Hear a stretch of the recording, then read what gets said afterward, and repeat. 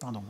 Merci beaucoup. La parole est à Yannick Favennec-Becco pour le groupe Liberté, Indépendants, Outre-mer et Territoires.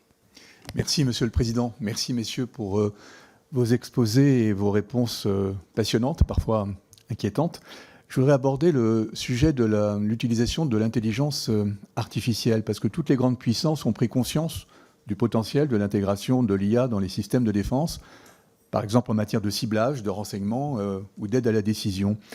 Nous en avons une illustration, si je puis dire, très concrète avec le recours à l'IA pour les armées ukrainiennes et israéliennes qui nous montrent que cette technologie peut changer la nature de la guerre.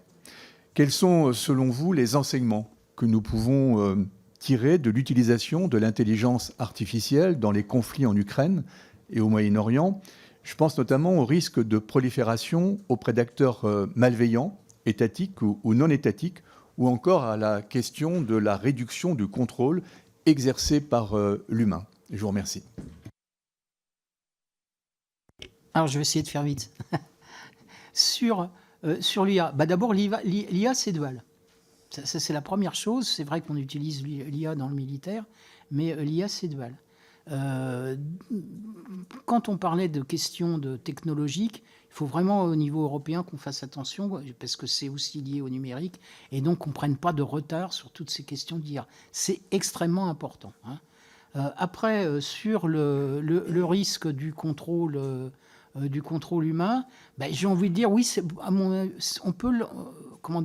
on peut avoir cette crainte aujourd'hui, parce que quand on est en période de guerre, à un moment donné, on ne se pose plus la question de savoir s'il y a contrôle humain ou pas contrôle humain, on essaie d'être efficace. Et donc, il risque effectivement d'y avoir si je puis dire, des débordements à ce niveau-là sur l'utilisation de l'IA, ce qui va nous poser un problème. Parce que nous, on a quand même une stratégie IA qui est justement, on va dire, éthique.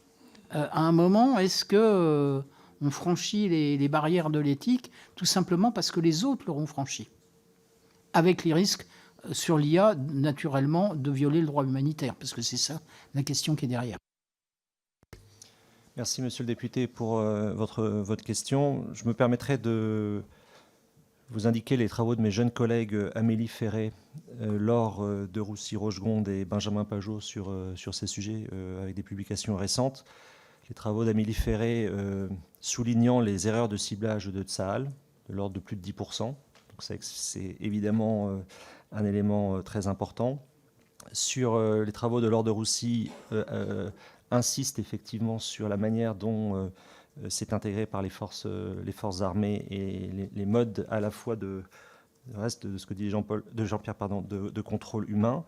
Et quant à Benjamin Pajot, il a fait une étude extrêmement intéressante sur le récit en matière d'intelligence artificielle générative poussé par les grands acteurs industriels qui sont dans une logique, au fond, de concentration extrême de la création de valeur et de volonté d'être très rapide par rapport à la régulation.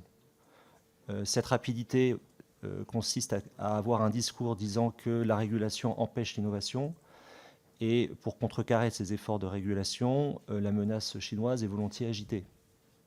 Et donc je pense que pour les Européens, ce sont des narratifs à avoir à l'esprit, puisque tout le monde partage désormais l'avis exprimé par le président Poutine, selon l'idée que celui qui contrôlera l'intelligence artificielle contrôlera le monde.